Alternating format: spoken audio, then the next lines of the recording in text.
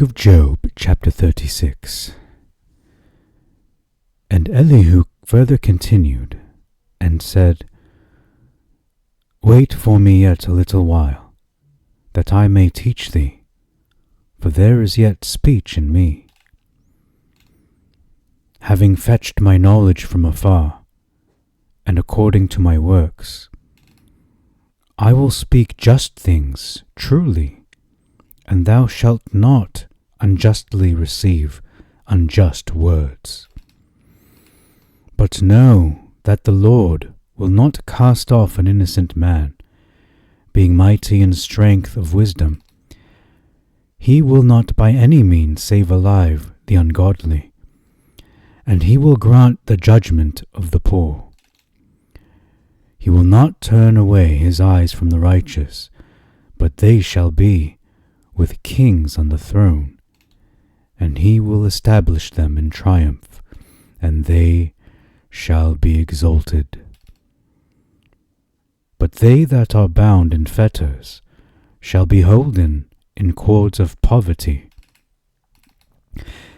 and he shall recount to them their works and their transgressions, for such will act with violence. But he will hearken to the righteous, and he has said that they shall turn from unrighteousness. If they should hear and serve him, they shall spend their days in prosperity and their years in honor. But he preserves not the ungodly, because they are not willing to know the Lord, and because, when reproved, they were disobedient. And the hypocrites in heart will array wrath against themselves. They will not cry, because he has bound them. Therefore, let their soul die in youth, and their life be wounded by messengers of death. Because they afflicted the weak and helpless, and he will vindicate the judgment of the meek. And he has also enticed thee out of the mouth of the enemy. There is a deep gulf and a rushing stream beneath it, and thy table came down full of fatness.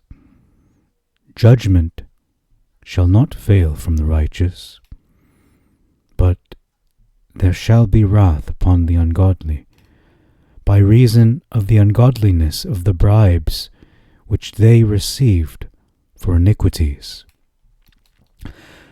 Let not thy mind willingly turn thee aside from the petition of the feeble that are in distress, and draw not forth all the mighty men by night, so that the people should go up instead of them. But take heed, lest thou do that which is wrong, for of this thou hast made choice because of poverty. Behold, the mighty one shall prevail by his strength, for who is powerful as he is? And who is he that examines his works, or who can say, he has wrought injustice? Remember that his works are great, beyond those which men have attempted. Every man has seen in himself how many mortals are wounded. Behold, the mighty one is great, and we shall not know him. The number of his years is even infinite. And the drops of rain are numbered by him, and shall be poured out in rain to form a cloud. The ancient heavens shall flow, and the clouds overshadow innumerable mortals. He has fixed a time to cattle, and they know the order of rest. Yet by all these things thy understanding is not astonished, neither is thy mind disturbed in thy body. And though one should understand the outspreadings of the clouds, or the measure of his tabernacle, behold, he will stretch his bow against him, and he covers the bottom of the sea. For by them he will judge the nations. He will give food to him that has strength. He has hidden the light in his hands, and given charge concerning it to the interposing cloud. The Lord will declare concerning this to his friend, but there is a portion also for unrighteousness. Shalom Aleichem, Assalamu Alaikum. Welcome to Job chapter 36, which there are 33 verses. Beginning in verse 2, we see a significant difference, perhaps a big difference. It reads, For there is yet speech in me, versus that I have yet to speak on Eloh's behalf. So Elihu is saying that his words are inspired by the Spirit. There is yet speech in him that is inspired by the Spirit. And on the other hand, we see Elihu is claiming to speak on behalf of Elohim. So what is the point of Elohim speaking afterwards? As we know, throughout this narrative, it's well known that Elohim responds to Job. Verse 3, having fetched my knowledge according to my works, versus, and will ascribe righteousness to my Maker. So, what is this trying to say? So, in the Masoretic, this could be read as a subtle jab at Job. Alliteration there. Unlike you, Job, I ascribe righteousness to my Maker, but you ascribe righteousness to yourself. So that could be a little bit of a jab at Job, as I was saying. Verse 4, just things versus my words.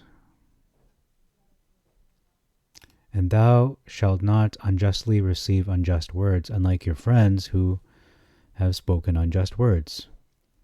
That's a Septuagint. He that is perfect in knowledge is with thee. So Elohim is with you, is what Elihu is saying in the Masoretic, which makes Elihu seem like a flip-flopper, someone who tells Job that he's a blasphemer in one verse, and then calls him a sinner in the next moment. And here he says, Elohim is with you. So which is it, Elihu? Make up your mind. Verse 5, but know that the Lord will not cast off an innocent man. Verses, behold, Elohim is mighty, and despiseth not any. So Elihu is stressing that if Job is innocent, and we leave that, we're open to that scenario being true, that he's innocent, then Elohim will not forget him, and will address his case. He will examine Job and intervene in his matter. So that's what he's saying in the Septuagint. The Masoretic is straightforward. Verse 6, he will grant the judgment of the poor. Elohim will not overlook the poor, but he will give them his time and will intervene. There will be visitation and examination, perhaps, to uphold justice for them, since the poor tend to be the ones oppressed. Verses, gives right to the poor. So he gives good to the poor, or perhaps right judgment. Verse 7, but they shall be with kings on the throne, but with kings are they withdrawn, perhaps on the throne. Are they withdrawn?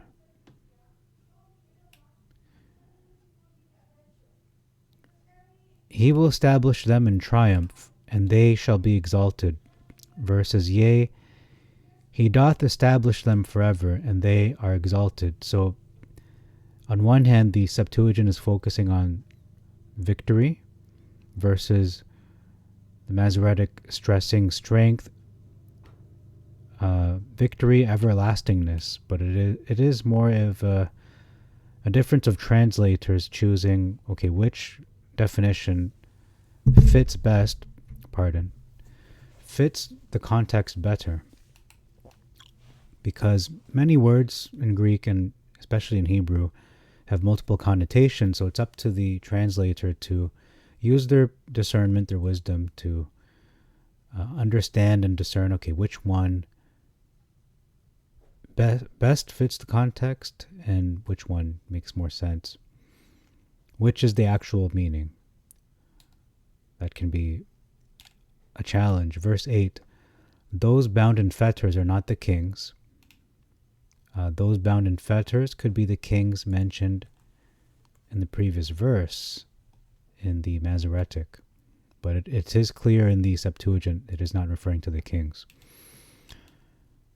This is a separate group. Verse 9, and he shall recount to them their works and their transgressions, for such will act with violence. So this is referring to those who act in violence, which is a distinct group from the previous groups mentioned, which are specifically the kings, the righteous, the innocent, the ungodly, the poor. So again, the violent mentioned here are a new group that is newly identified, versus that they have exceeded. So this is perhaps referring to kings that have been bound in fetters in the Masoretic. Verse 10, but he will hearken to the righteous, versus he opens also their ear to discipline. So Elohim is opening his ear to the righteous's cries, their words perhaps, or even their prayers. He's going to listen to them. Versus the Masoretic saying Elohim opens the ears of the transgressors in order to discipline them or chastise them, and he has said that they shall turn from unrighteousness.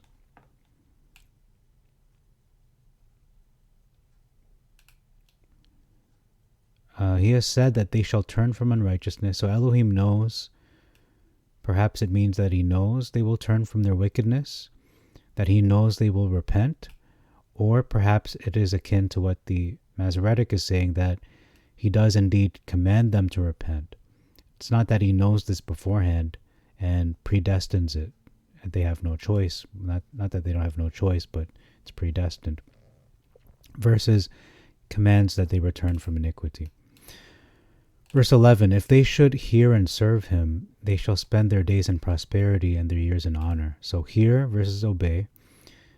It's important that you need to hear in order to then serve. That's the order of things. Obey is close to serve, so it is therefore redundant. We see honor versus pleasures at the end. So honor means esteem, reverence, respect, or dignity. This speaks more of glory. So Elohim crowns us with glory and honor if we hear and obey him. So it is more like the finish line rather than the beginning of the journey. Versus pleasures. So this could mean pleasant, delightful, lovely, agreeable. And this speaks more of sensual pleasures, perhaps even hedonism. So that's the focus. But I don't think it's pleasure seekers, but it could be. It's just quite a contrast. We see the focus on pleasures, maybe even physical pleasures. I don't think that's what it's talking about, but it's interesting that the focus is on pleasures in the Masoretic, whereas honor is a higher standard than just pleasure. Verse 12, significant difference, but he preserves not the ungodly, because they are not willing to know the Lord. But if they obey not, they shall perish by the sword. So know versus obey. And what makes this significant of a difference is that he preserves not the ungodly. So he's not going to preserve their life, versus they will perish by the sword. So it's more specific in the Masoretic that they're going to perish by the sword. However, It says he's not going to preserve the ungodly. It doesn't say he's going to take them out with a sword. So that's it's more specific in the Masoretic as to what is happening to them.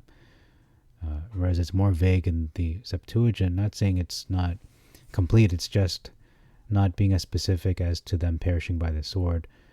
But the ungodly not being preserved seems to be an umbrella term and more encompassing. It's more inclusive in a way. It doesn't have to be limited to just perishing by the sword. It can apply to more people. Know versus obey. So it's one thing to know Elohim. It's another thing to obey him and serve him. And then preserve versus perish, as I already mentioned. A significant difference, possible big difference, because when reproved, they were disobedient. So they could be reproved. It's possible to reprove them due to their disobedience. Or it is, if it's after the fact that they were already reproved and yet remain disobedient, this means they are incorrigible.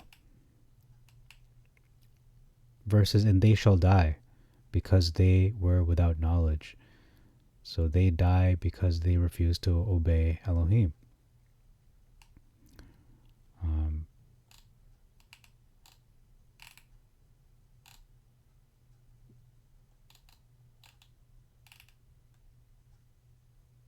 Without knowledge. Okay.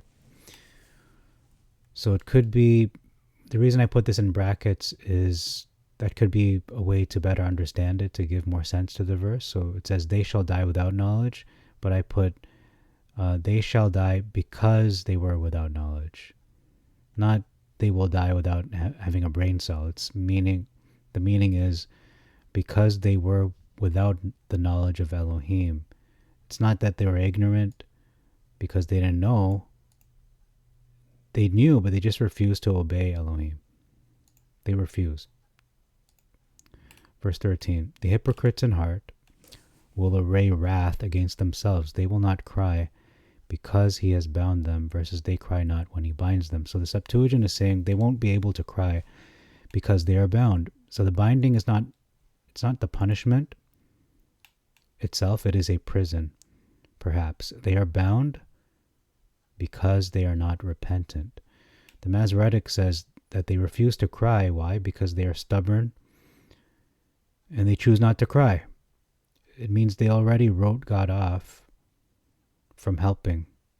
Why? Because they see him as their enemy and he's pouring wrath on them. So that is one possibility there. Verse 14, therefore let their soul die in youth. So long life should be a blessing for obedience, typically. Not in all cases, but that tends to be a blessing, long life.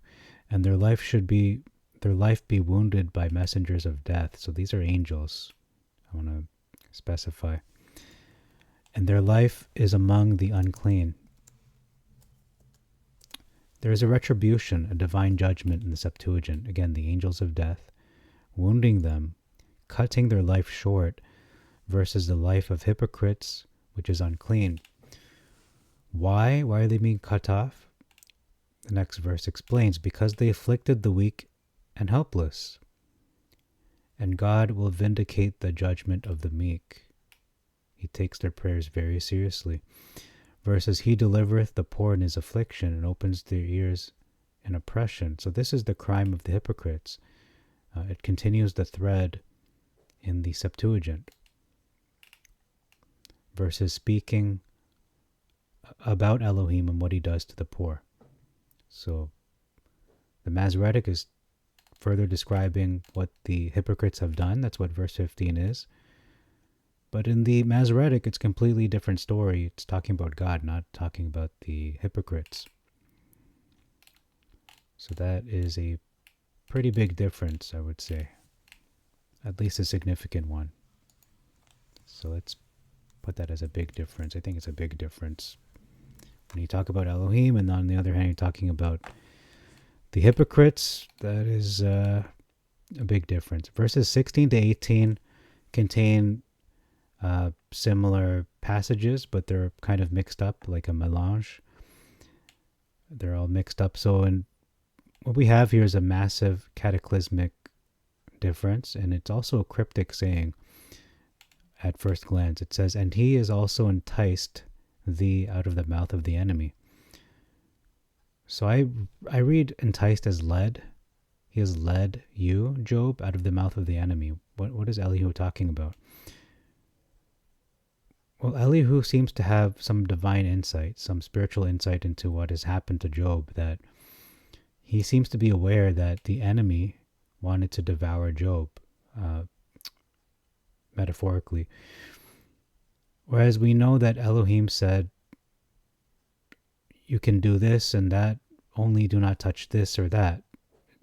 Specifically, he said only accept his life, save his life.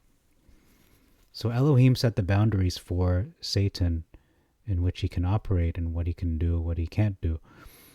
Elohim sets the stage for Job to be led out of the mouth of the enemy, including up to this point, even up to here in chapter 36. So what the mouth of the enemy is, Satan's goal is the mouth of the enemy. It's his goal to have Job to sin, to curse God, and not to bless God. The dare specifically was, so if Job falls into this trap, he sins, then he falls into the mouth of Satan. And the dare was the following: will Job bless you to your face? ? Sarcastically. Versus even so, and I say sarcastically as a possibility, I'm not saying that dogmatically that Satan said it 100% sarcastically, we don't know. But it's very likely it was sarcastic. Versus even so, would he have removed thee out of the strait into a broad place where there's no straightness, and that which should be set on thy table should be full of fatness. So, in other words, the Septuagint is saying, or Elihu is saying in the Septuagint, that God has saved you, Job, out of Satan's jaws. The Masoretic, Elihu is saying, God would have saved you, Job, and he would have rewarded you, but he did not. Verse 17, there's a deep gulf and a rushing stream beneath it, and thy table came down full of fatness. So this is referring to the mouth of the enemy. There's a deep gulf and a rushing stream beneath it. Satan's goal was to drown Job, metaphorically speaking, that he would drown in all this despair, all this loss, all this tragedy, his afflictions. And he even describes that his table, which is representative of his resources, his riches, his family, they came down, which was full of fatness. So it was torn down. So he's referring to what Job lived through. You know, your life was turned upside down, was subverted. And then he says, judgment shall not fail from the righteous. So Elihu is saying Elohim will judge rightly for you, Job. He's gonna judge you fairly. So he's encouraging Job, which we don't get an inkling of that in the Masoretic. What is he even saying in the Masoretic? Even so, he would have removed you out of the strait into a broad place where there's no straightness, and that which should be set on thy table should be full of fatness. He would have blessed you, but he didn't. Massive cataclysmic difference, another one. But thou hast fulfilled the judgment of the wicked.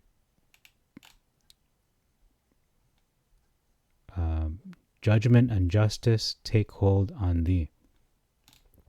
Okay, that's verse 17. What is he saying here in the Masoretic? Elihu is saying that Job is the ultimate wicked one. Or ultimately he has fulfilled the judgment of the wicked. He is the wicked one. Maybe not the ultimate one, but he is the wicked being described here. And so judgment and justice is coming for you, Job. You're next. Elihu is condemning Job. This could be read as a curse of impending judgment and doom. He's doomsaying. It's predicting doom coming from Elohim. Can you see how this man is really unstable? Elihu, he's all over the place. In the Masoretic only. In the Septuagint, he's consistent. And he's not as condemning. He's more encouraging. Verse 18, but there shall be wrath upon the ungodly by reason of the ungodliness of the bribes which they received for iniquities. Verses, because there is wrath, beware lest he take thee away with his stroke, then a great ransom cannot deliver thee. So this is a general statement in the Septuagint about the ungodly. Should not be perceived as a jab at Job. He's not trying to insult him or refer to Job in a stealthy way. Verses, this is fear-mongering in the Masoretic. It continues to fear-monger that Elohim is coming for you, Job, and he's wrathful. He's not going to remove you, or he is going to remove you from the land of the living. He's going to take you away with a stroke. And nothing will be able to save you. Nothing. When you're in the hands of the Elohim, it's a very terrifying thing. Verse 19, let not this type of mind be in you. I think that's what he's trying to say. A mind willingly turning you aside from the petition of the feeble that are in distress. So the next three verses are very difficult to understand. I'm going to tell you right now. I'm not claiming I fully solved this riddle of the verses 19, 20, and 21, but I'm just going to offer what I've come up with here, what I've been led to understand, and I could be wrong, could be right, but in any case, take it for what it's worth. Verses, will he esteem thy riches? No, not gold, nor all the forces of strength. So it seems to be kind of out of the blue, even the Septuagint, but it makes more sense in one scenario, scenario A, if Elihu is making an appeal to Elohim, that he's praying to Elohim. He's saying, let not your mind, Elohim, willingly turn you aside from the petition of the feeble that are in distress, referring to Job perhaps. So he's making an appeal to Adonai on behalf of Job. Whereas the Masoretic is full of fire and brimstone. He's saying, Job, you're doomed. You won't be able to bribe your way out of this, or fight your way out of this with forces of strength. Verse 20, and draw not forth all the mighty men by night, so that the people should go up instead of them. So again, if this is a prayer to Elohim, let the strong ones go first so that the weak ones are not exposed and suffer. So the people could be symbolic of Job, and since he has already lost everything, Lord, do not make an example of Job, but make an example of the mighty, the evil ones, the truly sinful ones. Elihu might have saved Job by these words if this is indeed a prayer, or prayer of beseeching to God. Or the scenario B could be, since Job's three friends are rulers, they're kings, and I speculate that Job is also a king.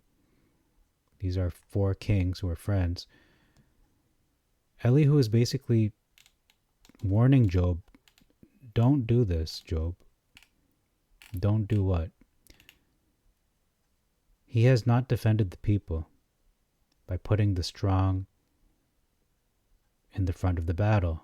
The strong need to be in the front of the battle, but he's putting the feeble in front. And he's saying that don't let your mind, Job, willingly turn you aside from the petition of the feeble that are in distress. So why is he saying that? Well, Job is suffering a lot. And when you are in your own personal suffering, we tend to be oblivious to other people's sufferings. So he's saying, Job, don't neglect other people's sufferings. You're not the only one going through a battle. Everyone has their own battle to face. Perhaps he's talking about the present moment, or perhaps he's talking about in the future when he's been restored and he's king again, don't let what you went through embitter you so that your heart is hard and you don't want to help people. Don't let these hard circumstances harden your heart to the point that you're not open to being compassionate and helping them in their own affliction. That could be another interpretation. And then it says here in verse 20,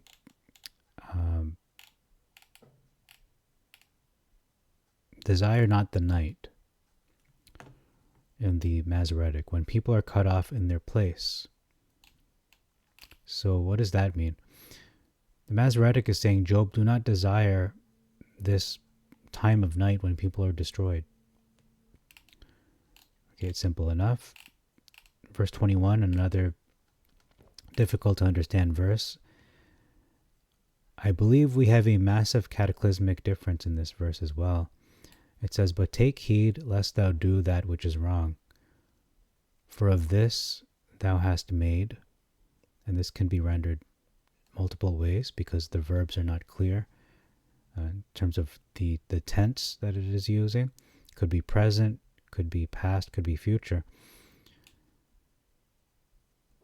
But this is very important. Which one is it? Take heed lest thou do that which is wrong. So this is a warning. What is he warning him about? Something he's done already or something he might do? It makes more sense to conjugate this verb as being future. For this thou shalt choose because of poverty, or for this thou wilt choose because of poverty. So take heed, be careful, regard not iniquity. Regard not iniquity in the Masoretic. For this thou hast chosen rather than affliction. And again, it could be also rendered, for this you will choose rather than affliction.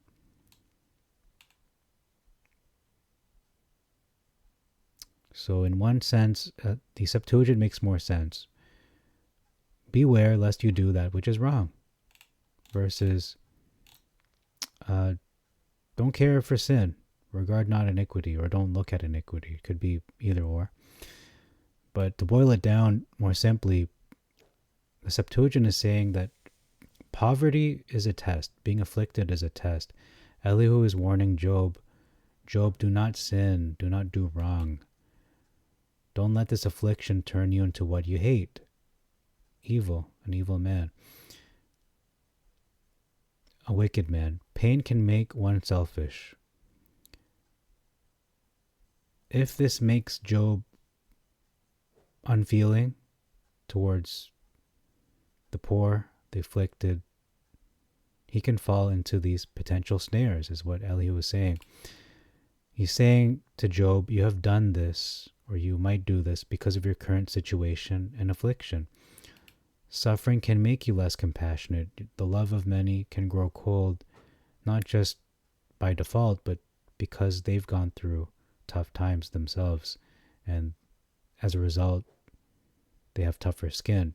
So Elihu is saying, might be saying that the seed is potentially planted, but don't let it germinate, or don't let the seed be planted at all. The Masoretic is saying that Job, this is why it's a massive cataclysmic difference. Job, you have chosen iniquity. And all these things that I mentioned previously, you've chosen them rather than affliction.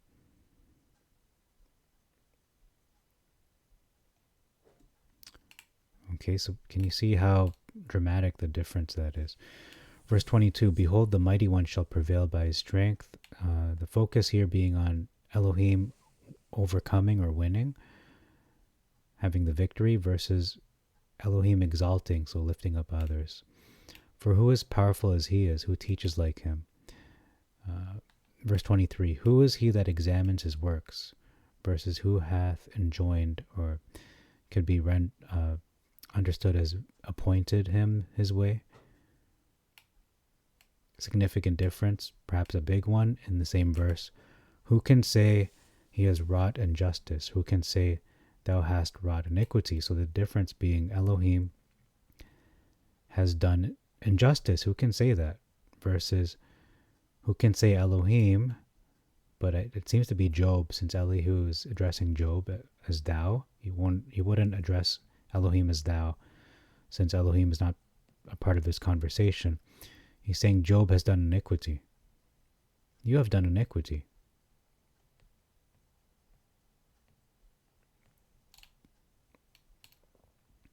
But actually, it kind of makes more sense to be Elohim, who has enjoined him his way, who has enjoined Elohim his way, or who can say, Elohim, you have done iniquity.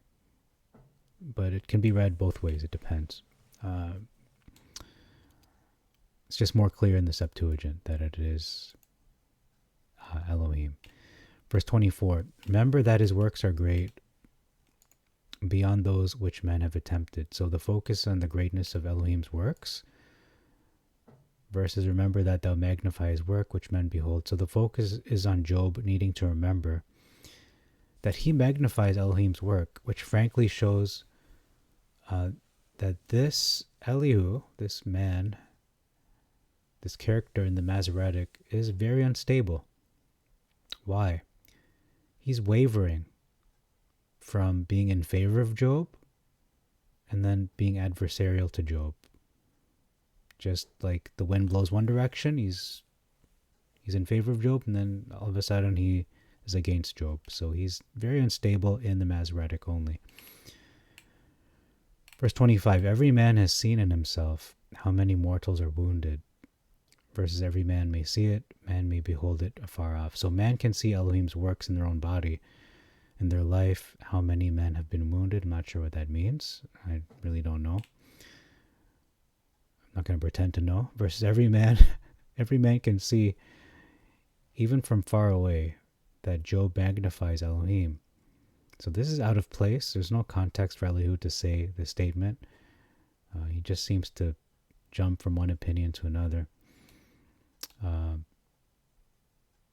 terms of how many mortals are wounded, that just could be men reflecting on the fragility of life. It could be that.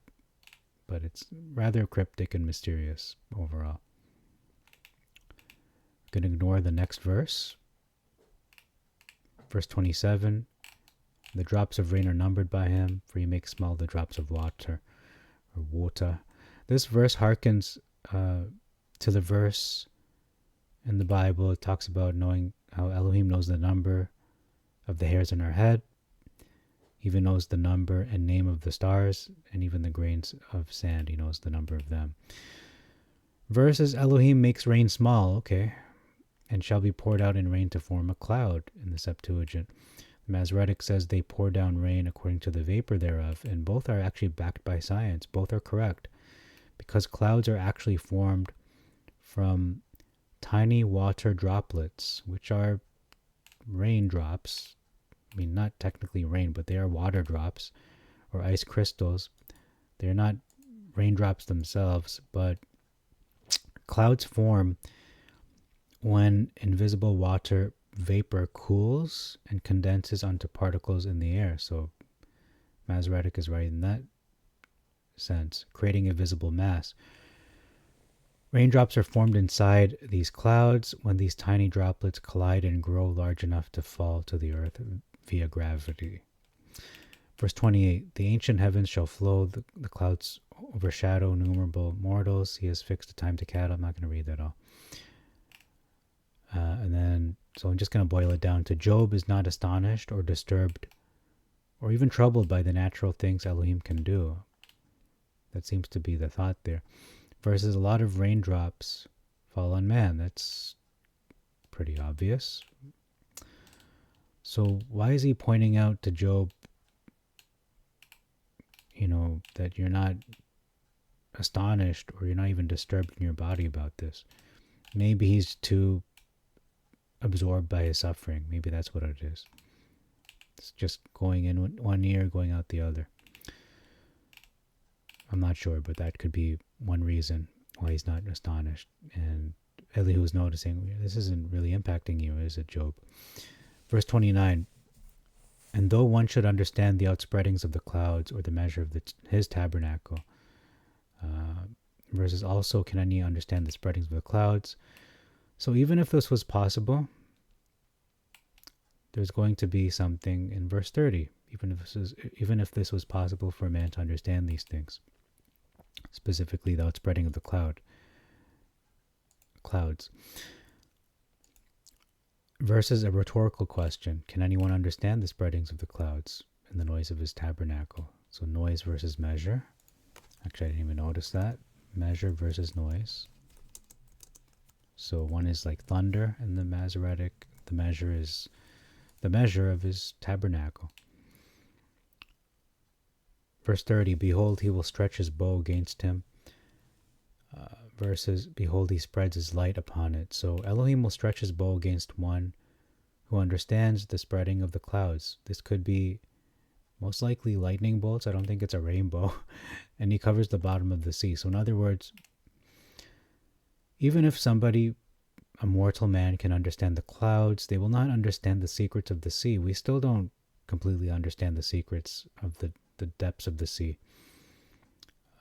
He's completely, we haven't completely uncovered and discovered all that is to know about all the creatures in the deeps of the ocean below, and thoroughly understood everything about, the deepest parts of the ocean and all the creatures that live there. It might be even some we haven't even seen before, let alone understand them. So it can mean many things, but I believe it's most likely lightning and thunder, as well as weather phenomena. The bow, referring to the bow. Verse 31, for by them he will judge the nations.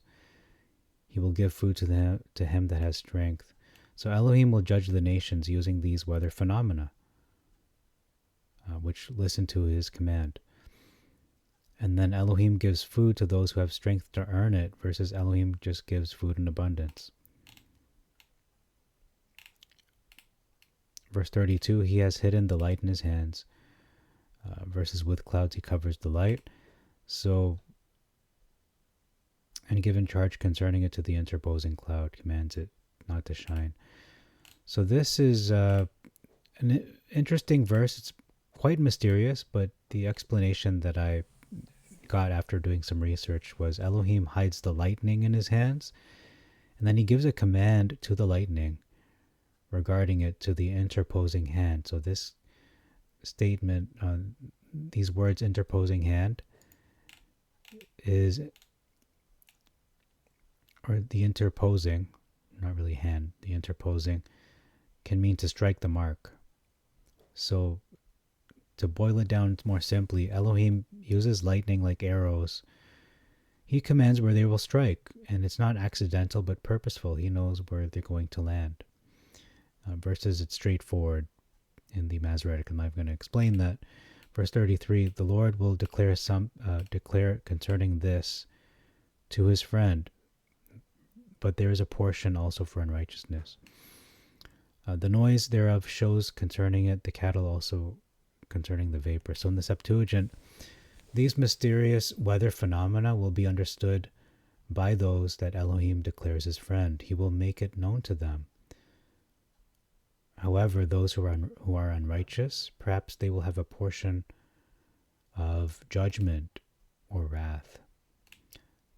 But interestingly enough, the Masoretic kind of makes more sense if you connect it to the Septuagint, because it's talking about lightning, right? And what is associated with lightning? Thunder. The noise thereof shows concerning it, the lightning.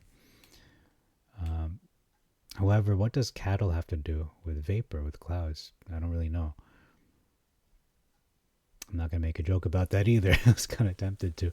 So that's all for this chapter. Thank you very much for your time. I'm trying to be more consistent, to upload at least a video a day, but Job is a very heavy book. It's not easy to deliver on this, but I'm doing my best. And I just thank you for your time. Please like this video so it can show up in the algorithm, and subscribe to this channel. We can spread the truth of the Holy Scriptures, and hit the notification bell as well, please, so you would know as soon as we upload a new video and we get to the Psalms eventually. Having said all that, thank you very much for your time. Until next time, I bid you all shalom aleichem, assalamu alaikum, irini mazisu, pax vobiscum, peace be unto you, and maranatha.